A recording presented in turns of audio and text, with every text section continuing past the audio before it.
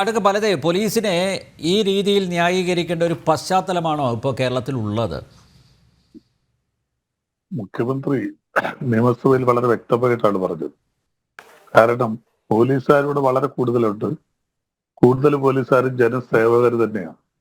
Police സ്റ്റേഷനുകളെല്ലാം തന്നെ ജനങ്ങൾക്കനുസരിച്ചുള്ള പ്രവൃത്തികളുമാണ് നടക്കുന്നത്. പിന്നെ ഒറ്റപ്പെട്ട പോലീസുകാർ തെറ്റാണ്, ഞാൻ ആ 100% അംഗീകരിക്കുന്നു. ഒറ്റപ്പെട്ട ചില സംഭവങ്ങൾ എടുത്തു കാണിച്ചുകൊണ്ട് കേരളത്തിലെ പോലീസുകാർ മൊത്തം കുഴപ്പക്കാരാണെന്ന് പറഞ്ഞാൽ അത് അംഗീകരിക്കാൻ പറ്റില്ല എന്നാണ് മുഖ്യമന്ത്രി പറഞ്ഞത്. പിന്നെ പോലീസിന്റെ അതിക്രമത്തെ കുറിച്ച് പറയുമ്പം ഇപ്പോഴിരിക്കുന്ന ഭരണകർത്താക്കൾ അല്ലെങ്കിൽ കേരളത്തിലെ 140 MLA എടുത്താൽ പോലീസിന്റെ അതിക്രമത്തിൽ ഏറ്റവും കൂടുതൽ ഭീകരമായ മർദ്ദനമേറ്റ ഒരാളാണ്, ജയിലിൽ കിടന്നു അല്ലാതെയൊക്കെ സാവ് പിണറായി വിജയൻ. അത് എല്ലാവർക്കും അറിയാവുന്ന ഒരു കാര്യം കൂടിയാണ്, അദ്ദേഹം പറയാതെ തന്നെ അറിയാവുന്ന കാര്യമാണ്.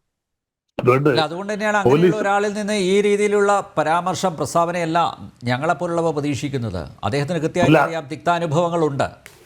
അല്ല, അദ്ദേഹം വളരെ വ്യക്തമായിട്ടല്ലേ പറഞ്ഞു. അദ്ദേഹം പറഞ്ഞ എന്താ, കുറച്ച് പോലീസുകാര് അതിക്രമം കാണിച്ചെന്ന് വിചാരിച്ച് ഭൂരിപക്ഷം വരുന്ന പോലീസുകാരെ മൊത്തത്തിൽ എല്ലാവരും കൊളരാത്തവരായി ചിത്രീകരിക്കരുത് എന്നാണ് അദ്ദേഹം പറഞ്ഞത്.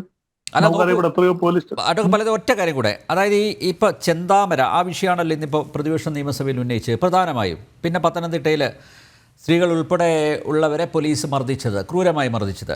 ഇപ്പൊ ചെന്താമര ജാമ്യത്തിൽ ഇറങ്ങി, ഒരു കൊലപാതകം കഴിഞ്ഞു ജാമ്യത്തിൽ ഇറങ്ങി, അദ്ദേഹത്തെ നിരീക്ഷിക്കുന്നത് പോലീസിന് വീഴ്ച പറ്റിയെന്ന് മുഖ്യമന്ത്രി പിണറായി വിജയൻ പറയുന്നുണ്ട്. പക്ഷേ അടുക്ക് പലതും അങ്ങനെ പറഞ്ഞുകൊണ്ടായില്ലല്ലോ. 2 ജീവനുകളല്ലേ നഷ്ടപ്പെട്ടത്, അതിനാര് സമാധാനം പറയും?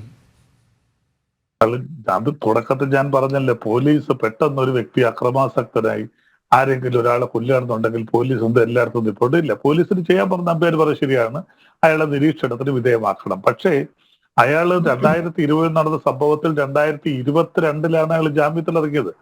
2 വർഷം കഴിഞ്ഞാണ് അയാൾക്ക് ജാമ്യം കൊടുക്കുന്നത്. ജാമ്യം കൊടുക്കുന്നത് പോലീസല്ല, കോടതിയാണ് ജാമ്യം കൊടുക്കുന്നത്. അത്രയും നാൾ പ്രോസിക്യൂഷൻ ശക്തമായിട്ട് എതിർത്താണ്. ഗവൺമെന്റിന് വേണ്ടി അപ്പയർ ചെയ്തത് പ്രോസിക്യൂഷനാണ്. ആ പ്രോസിക്യൂഷന്റെ എതിർപ്പിനെ തുടർന്നാണ് അദ്ദേഹത്തിന് അത്രയും ദീർഘകാലം ജാമ്യം കിട്ടാതെ ലഭിക്കുന്നത്. അങ്ങനെ ജാമ്യത്തിൽ ഇറങ്ങി ഇത്ര സമയമുണ്ട്, അവർക്ക് ജാമ്യത്തിനകത്ത് ആ ജാമ്യ വ്യവസ്ഥയിൽ ഇത്ര നാൾ നാട് വിട്ടു പോകരുത്, ഇത്ര നാൾ സംഭവങ്ങളിൽ ഏർപ്പെടരുത് എന്നൊക്കെ പറഞ്ഞ് ആ പീരീഡ് കഴിഞ്ഞു.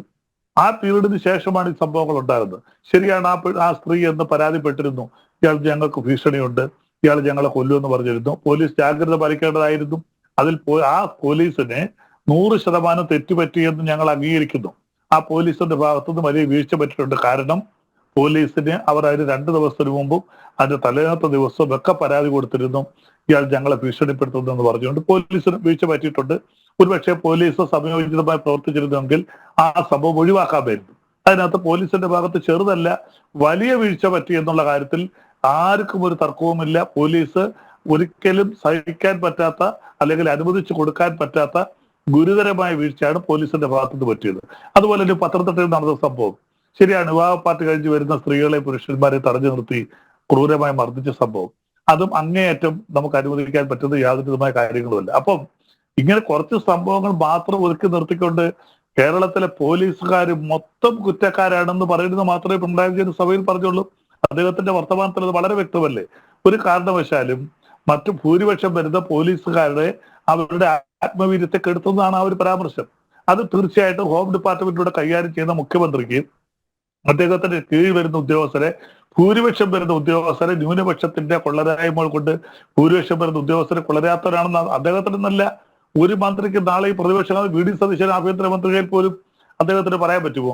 2-3 പോലീസുകാർ തെറ്റ് ചെയ്താൽ ബാക്കി വരുന്ന 95% പോലീസുകാരും മൊത്തത്തിൽ അവർ കൊള്ളരാത്തവരാണെന്ന് പറയാൻ പറ്റുമോ? അല്ലെങ്കിൽ നമ്പ്യാർക്ക് പറയാൻ പറ്റുമോ?